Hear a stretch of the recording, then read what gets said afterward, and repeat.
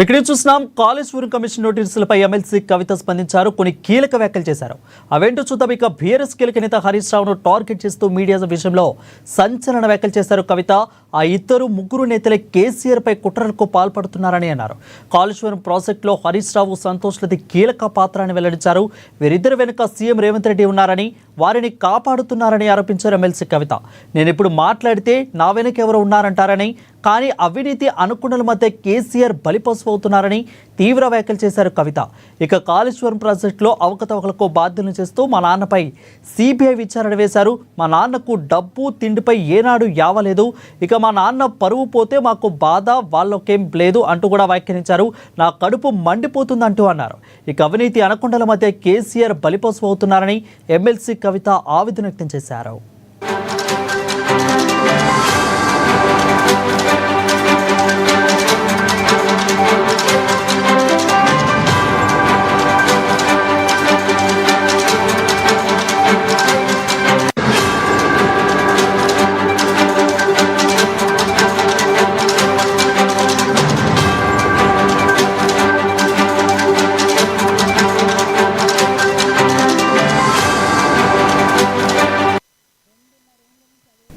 ఇక Kaleshwaram commission నోటీసులపై MLC కవిత స్పందించారు. BRS కీలక నేత హరీష్ రావును టార్గెట్ చేస్తూ మీడియా సమావేశంలో సంచలన వ్యాఖ్యలు చేశారు ఎమ్మెల్సీ కవిత. దీనిపై మరింత సమాచారం అందించేందుకు మా ప్రతినిధి భవిత ఫోన్లో సిద్ధంగా ఉన్నారు.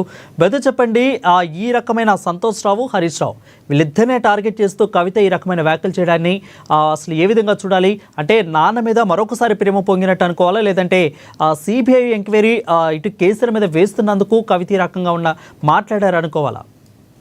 రైట్ వరుణ్, కవిత మరొకసారి సంచలన వ్యాఖ్యలు చేసింది. గత కొంతకాలంగా మాట్లాడుతున్నట్టు కవిత ప్రతి మాటలు కూడా సంచలనంగానే మారుతున్నాయి. ఈ రోజు మరి ఒక పెద్ద బాంబే పేల్చిందని చెప్పుకోవాలి. గత కొంతకాలంగా ఇటు కల్వకుంట్ల కుటుంబంలో పెరుగుతున్న చిచ్చుకు కారణము వాళ్ళిద్దరే అని చెప్తూ వస్తున్నటువంటి పదులను ఈ రోజు డైరెక్ట్ గా వాళ్ళ పేర్లతో సహా బయట పెట్టింది. ఎన్ని రోజులు కూడా పేర్లను బయట పెట్టలేదు, బాగుండదు అనే ఉద్దేశంతో నేను బయట పెట్టలేదు. కానీ మా నాన్న పైన సిబిఐ ఎంక్వైరీ దాకా వచ్చింది అంటే ఇంకా నేను బయట పెట్టక తప్పదు. అసలు సిబిఐ ఎంక్వైరీ మా నాన్న పైన అంటే నా కడుపు తరుక్కపోతుందంటే కూడా కొంత ఆవేదన వ్యక్తం చేసినటువంటి సందర్భం అయితే ఉంది. అయితే పూర్తి స్థాయిలో ఆయన పక్కన ఉన్నటువంటి వాళ్ళు గత కొంతకాలంగా దయ్యాలు ఉన్నారు కేసీఆర్ పక్కన అంటూ చెప్తూ వచ్చినటువంటి సందర్భం అయితే ఉంది. అయితే ఈ రోజు అది తేటతెల్లమైంది.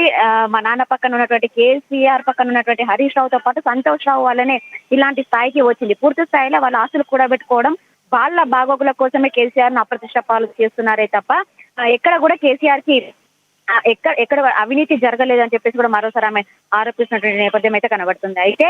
కాళేశ్వరం అంటే ఒక తరగని ఆస్తి, దాదాపు 200 ఏండ్లకు పైబడి గుర్తుంచుకునేటువంటి ప్రాజెక్టు. అందులో మేడిగడ్డ అనేది చాలా చిన్న అంశము, దాన్ని పెద్ద భూతద్దంలో పెట్టి చూస్తున్నారు. అసలు అంతగా రియాక్ట్ అవ్వాల్సినటువంటి అవసరం ఏమొచ్చింది అని చెప్తూ కూడా ఆమె ప్రశ్నించినటువంటి సందర్భం కనబడుతుంది. గత కొంతకాలంగా కూడా ఇటు హరీష్ రావుతో పాటు సంతోష్ రావులు నన్ను వేధిస్తున్నారు, సోషల్ మీడియా వేదికగా నన్ను ఇబ్బందులకు గురి చేస్తున్నా కూడా నేను భరించుకుంటూ వస్తున్నా.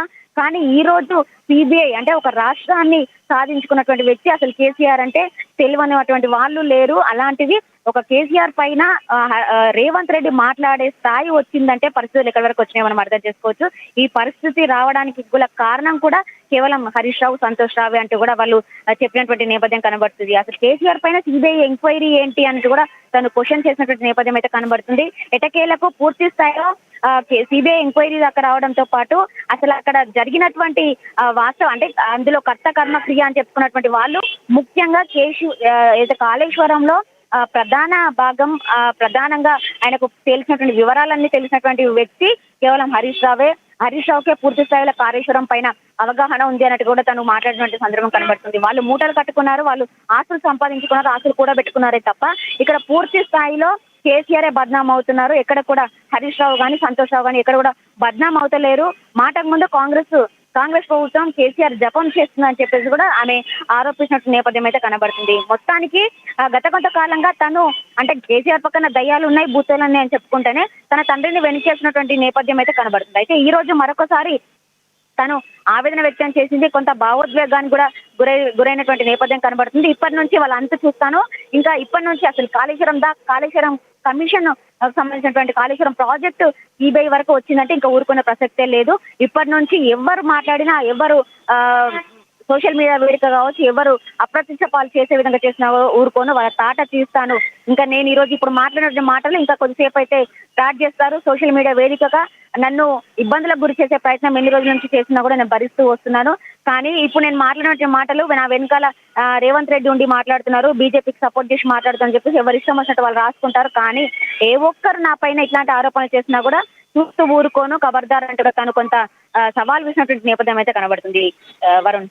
అయితే బయట ఒక విషయం ఇక్కడ క్లారిటీగా చెప్పుకోవాలి. వీళ్ళిద్దరు సంతోష్ రావు, ఇటు పక్క హరీష్ రావు, వీళ్ళిద్దరు మొత్తం వీళ్ళకే తెలుసు, మొత్తం కూడా ముఖ్యంగా హరీష్ రావుకి బాగా తెలుసు. వీళ్ళిద్దరిని వెనకాల ఉండి కాపాడుతుంది కూడా ముఖ్యమంత్రి రేవంత్ రెడ్డి అంటూ కూడా కీలక వ్యాఖ్యలు చేశారు. సో ఇటు బీఆర్ఎస్లో అటు కాంగ్రెస్కు ఇద్దరికి ఒక మధ్య చిచ్చు పెట్టినట్లు అనుకోవాలా, లేదంటే రేవంత్ రెడ్డి ఈ హరీష్ రావు ఇద్దరి మధ్య ఉన్న బాంధత్వాన్ని బట్టబయలు చేశారనుకోవాలా? సో అసలు ఎలా చూడాలి? అంటే ఇన్ని రోజులు కూడా కాళేశ్వరం కమిషన్ పైన కాంగ్రెస్ ప్రభుత్వం వచ్చినప్పటి నుంచి విచారణ సంస్థలు విచారణ చేస్తూనే ఉన్నాయి. ఇప్పటికీ దాదాపుగా 16 నెలల ఒక 7.5 పూర్తయింది సిసి ఘోష్ కమిషన్ వేసి. ఆ ఘోష్ కమిషన్ విచారణ జరుగుతున్నటువంటి నేపథ్యంలోనే కాగ్ నివేదిక ఇచ్చింది, ఎన్డీఎస్సీ నివేదిక ఇచ్చింది, విజిలెన్స్ నివేదిక ఇచ్చింది.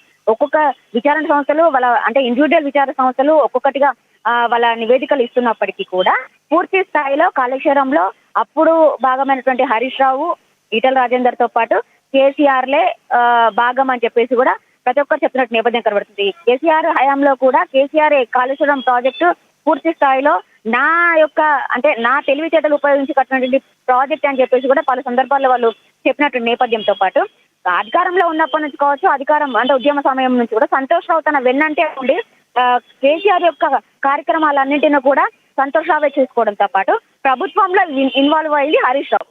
వీళ్ళిద్దరే పూర్తి స్థాయిలో వాళ్ళ నాన్నని కేసీఆర్ ని ఇబ్బందులకు గురి చేయడానికి ప్రధాన కారణం వీళ్ళిద్దరే అని చెప్పేసి కూడా తను చెప్తూ వస్తున్నటువంటి నేపథ్యం అయితే కనబడుతుంది. అయితే ఒకవైపు హరీష్ రావును, సంతోష్ రావును అంటే కాళేశ్వరం కమిషన్ నివేదిక ఏదైతే పిసి ఘోష్ కమిషన్ నివేదిక ఇచ్చిందో అంటే పూర్తి స్థాయిలో కేసీఆర్ బాధ్యుడు అంటూ కూడా ఘోష్ కమిషన్ నివేదిక ఇచ్చింది. అయితే అందులో మొత్తం పూర్తి స్థాయిలో హరీష్ రావుదే పాత్ర అని చెప్పేసి కవిత ఆరోపిస్తుంది. కానీ ఘోష్ కమిషన్ ఇచ్చినటువంటి నివేదిక మాత్రం వాళ్ళ ముగ్గురిదే ఉన్నప్పటికీ పూర్తి స్థాయిలో కేసీఆర్ దానికి బాధ్యత వహించాడు, ప్రతి అంశంలోనూ కేసీఆర్ ఇన్వాల్వ్ అయ్యాడని చెప్పి కూడా వాళ్ళు చెప్పినటువంటి నేపథ్యంలో ఆ అంశాన్ని దృష్టిలో పెట్టుకునే హరీష్ రావు, ఈటల రాజేందర్ పాత్ర ఉన్నప్పటికీ కేసీఆర్ అంతా తానే చేశాడని చెప్పేసి కూడా కాంగ్రెస్ ప్రభుత్వం ఆరోపిస్తుంది. అయితే ఈ నేపథ్యంలోనే హరీష్ రావుతో పాటు సంతోష్ రావులను బయట పెట్టకుండా కేవలం కేసీఆర్ నే ఇబ్బందులకు గురి చేయడం కాబట్టి కేసీఆర్ కి ఎక్కడ మంచి పేరు వస్తుందో వాళ్ళని ఇబ్బందులు అంటే వాళ్ళ పేరు బయటికి రాకుండా ఉండేందుకు, వాళ్ళ పేరు అప్రతిష్ట పాలు చేయడానికే కాంగ్రెస్ ప్రభుత్వం ఆరోపిస్తుందని చెప్పేసి ప్రధానంగా కవిత చెప్తున్నట్టు నేపథ్యం అయితే కనబడుతుంది. Thank you Bhavitha for the updates.